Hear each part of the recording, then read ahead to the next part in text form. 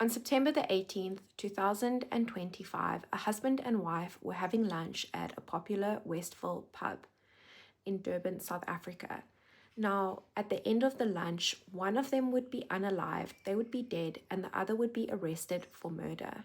Now, this incident occurred on the 15th of September 2025, and the TikTok that I made on this issue has gone viral, and this raises questions about guns in South Africa, in, for example, mixing guns with alcohol, as well as with regards to domestic disputes about when women should leave. Now, stick around until the end because I'm going to go a little bit into that. But before then, let's talk about what happened. So the two names in this case are the accused, who's been charged with murder, Manny Nicholas Roux. He is a 63-year-old mercenary. We know that this occurred on the 15th of September. It was a Monday, and he was allegedly going to leave for Somalia to continue work on that Saturday. And his wife in this case is 48-year-old Taryn Roux. According to reports, she was just a beautiful person inside and out. She had this infectious laughter and this bubbly personality, and she would turn heads whenever she went. That's why she went by her nickname of Blondie. What we also know in this case is that the husband, 63-year-old Nicholas Roux, he has an extensive military experience. We know he was in the National Defense Force, and then from there he seems to have gone on to be a military contractor, otherwise known as a mercenary. He spent 12 years in Afghanistan, he spent time in Iran, and as I said, he was on his way to Somalia that Saturday. He was due to leave to fulfill a contract there. Now, there have been many conflicting reports about what has occurred, but the main one seems to be that while husband and wife were having lunch at around 1:30, there was some sort of altercation that occurred. There was some sort of exchange that became heated enough for patrons and for the staff to take note of it.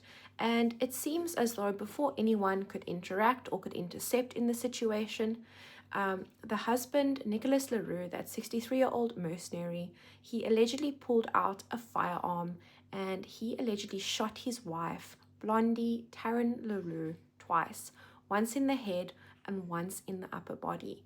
Now, we know that paramedics were immediately called. This happened across the road from a school, Westville High School, as well as the police station is just around the corner. Now, what we do know is that the security company would be the first to respond, a tactical unit, and they would immediately arrest the man and they would hand him over to the Westville police. And according to all reports, this man did not resist arrest. He handed himself over to be arrested, and we know that paramedics found Taryn unresponsive and she was declared dead. Now, the pub in issue Waxy O'Connor's has issued a statement calling the event devastating, saying the safety of the patrons and staff remains their top priority, and they say that they are fully cooperating with authorities. And we know that Nicholas Roux has been arrested. He has appeared once before court where he was formally charged, and his charges are as follows: murder, possession of a firearm and ammunition with intention to commit a crime, possession of a firearm and ammunition while under the influence of intoxicating substances. I'm going to speculate probably alcohol in my own opinion, but this is pure speculation. He's also been charged with illegal possession of a firearm, so this makes me speculate that the firearm that he used was not registered to him and he did not have legally, and illegal possession of ammunition, which obviously relates to that firearm charge. Now, we know when he appeared in court that he was struggling with his eyes because allegedly he had recently had an eye operation and the light was perhaps too bright for him. And we know that the prosecutor in this case, Prosecutor Cameron Roux, is going to oppose bail for a number of reasons.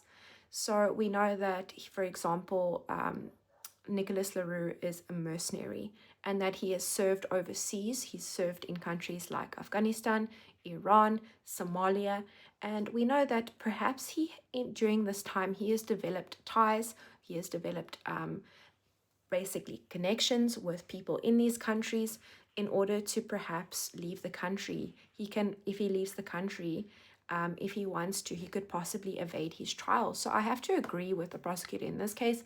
I do not think bail should be granted based on the nature. We do not know if this is a Schedule 6 or a Schedule 5 offense. We will find out, I think, later. But what we do know is that he has 3 children, and these 3 children do not live in South Africa, they live overseas. So the only connection that he had to South Africa appears to be his his wife that he allegedly unalived, Taryn Roux.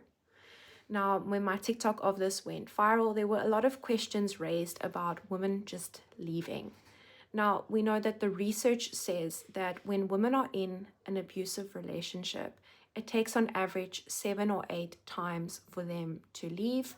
We know that a trauma bond develops, and this is something that is very hard to break. Anyone who has been in an abusive relationship will know what I'm talking about. And oftentimes what I tell people on my TikToks is that when you leave a relationship, when you decide to leave your abuser, you have to plan it out to the T. You have to make sure that they are not around.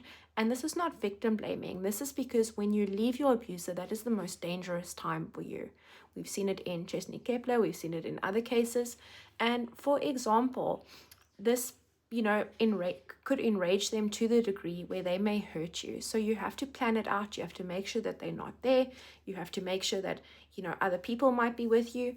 But in this case, it seems as though, Nicholas Leroux is innocent until proven guilty, but it seems as though a full pub of people did not even guarantee Taryn's safety. Now, I will be following this case. Nicholas Leroux is set to appear in court again on the 1st of October, probably to start his bail application. We know that he has requested legal aid. And as I said, I will be following this case. Now, if you like what I do, consider giving me a like, a follow, and subscribing. And for those of you who want to see some behind the scenes footage or to have access to videos earlier, there is a membership option. I've set it at the lowest possible. It's 14 Rand a month. It basically helps towards the plant fund behind me. So if you like what I do, please also consider that. And thank you so much for watching.